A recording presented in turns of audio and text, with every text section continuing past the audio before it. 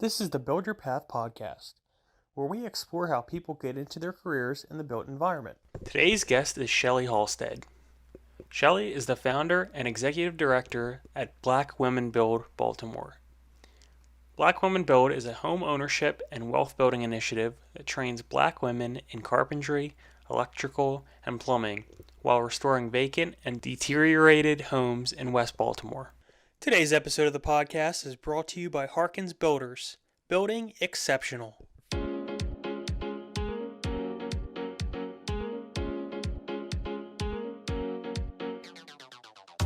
Welcome on into the Build Your Path podcast, hosted by myself, Matthew Pine. I am with my guest today, Shelley Halstead, and I'm the founder and executive director of Black Women Build Baltimore. We are a home ownership and wealth building initiative that trains Black women in carpentry, electrical, and plumbing. And we do that by restoring vacant and deteriorated houses in West Baltimore. Great. Shelley, welcome to the show. We're glad to have you. Thank you. Yep. So if you want to just walk through, maybe how you got to where you are now. I know you didn't really follow a typical pathway. Yeah, I've done all sorts of things in my life in terms of I've fought fires. I was a carpenter in the union. I went to law school. I was a lawyer. And I ended up moving to Baltimore to begin this project of Black Women Build Baltimore, just because I saw a city that had so many beautiful houses, actually, that could be restored. And I just felt like, the trades have really allowed me to do many things in my life that I wouldn't have been able to do without this skill set. And I wanted to be able to teach other Black women these skills to rehab these houses. And so that's Black Women Build. That's great. Have you had a mentor in your career at all? No. Okay. Actually, I haven't. Mm-hmm. Have you mentored others, would you say? I have tried to mentor others. I would like to think of myself as a mentor in some ways. And now I'm definitely being able to do that. I felt like I haven't really had an opportunity to do that before. And I think that the mentors, union construction was very difficult. And I wanted to learn, but I didn't have a lot of people who were willing. Let me just say that. Right. That makes sense. So when you started Black Women Build, what do you see as the most pressing issues facing housing in Baltimore specifically? Yeah, that's an interesting question, because it's in terms of rebuilding houses. I would say, tell the city to put a roof on every one and keep the organic material away from it, so that it doesn't fall so much into disrepair. But then another issue with housing in Baltimore is I can't believe how high the rents are compared to the cost of the house itself. So I've seen a lot of slumlords here and a lot of disrepair that is shocking to me, because we know that you can get a house for $10,000, $50,000, somewhere around there, right? And the rents will be so much more. They'll be $1,200. And it really strains people in Baltimore to pay a rent like that. But when there's nothing else around, you're sort of left with that. And when I think about it, I'm like, $1,200, that's easily a mortgage, right? And so trying to get people to understand in the mindset of what it would take to instead be a renter into a homeowner. So those are just a couple things that it makes me think of. What are some of the current needs of Black Women Build? Is it people? Is it resources? Is it both? Yeah, well, I think it's both. We are a very small organization. Basically, it's been me. And so we've been looking for a construction lead for a while, and it would be great if we found someone that had a pretty varied skill set.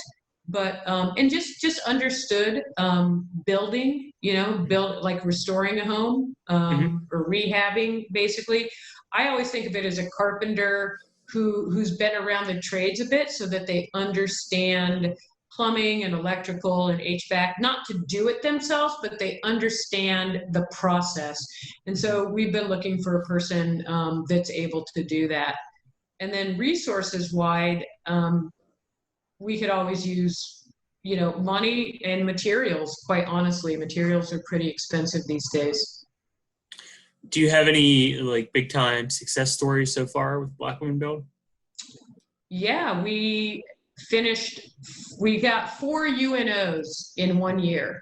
So 4 use and occupancies, which is our first 4 houses. And we got those in August of 2019. And we finished one in March. That was our first house, and that took a minute just because we were very hand to mouth in terms of getting any money and then putting that into the house. It took a while. And then this last August 2020 is when we started started the other 3 houses, and we actually finished those in about 4 months. And so we got our use and occupancy December 29th for 3 houses. So that's huge. That puts us as an organization that actually gets the things done that we say we're going to get done. Mm-hmm. And I know that you said that you moved to Baltimore specifically because you saw, opportunity. Let me phrase it this way: Do you see the impact firsthand of your work with the houses that you built? Oh yeah. So the impact, yeah, absolutely. I mean, the houses we're getting are, they're completely destroyed. I mean, there's shells I like shells with garbage in them because the roofs have fallen into the basements. There's trees growing out of them. The walls are, the end walls bowed, the end of group. And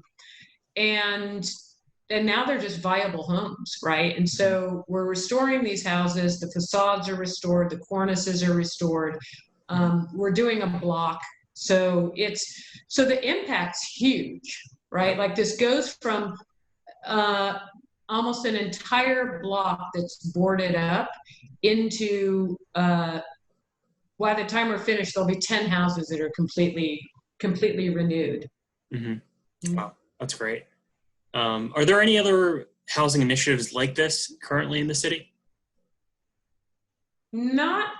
There aren't other housing initiatives like this in the same way. I mean, there's a lot of small scale developers that are trying to tackle the problem of vacants and unused houses. We're all doing it very differently, I think.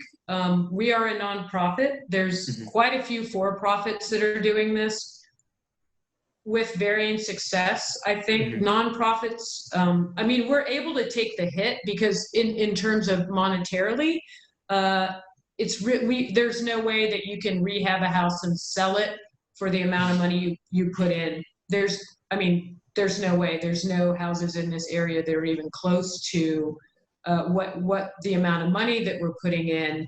And so that's difficult. So unless you're a nonprofit, it's difficult work. Great. And then if people were interested to learn more about Black Women Build, where could they go? Yeah, you would go to, if you're interested, you would go to blackwomenbuild.org, and that's our website, and there's a wealth of knowledge about just our values, our mission.